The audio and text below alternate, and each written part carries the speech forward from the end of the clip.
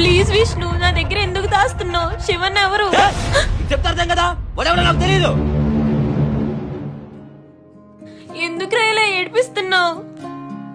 నీతో నా మానం కూడా పంచుకున్నాను రా, కానీ నువ్వు ఇలా మౌనంగా ఉంటే. అమ్ము ప్లీజ్ అమ్ము, ఏడవకే.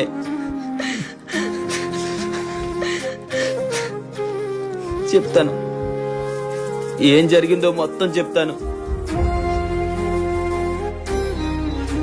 నువ్వు అనుకుంటున్నట్టు నువ్వు వినే అంత మంచి కథ కాదే నాది. ఏ రోజు నేను ఆనందంగా లేదు, అందుకే ఎంత దూరం వచ్చి బతుకుతున్నా. శివన్ ఎవరో కాదు, నా సొంత అన్న.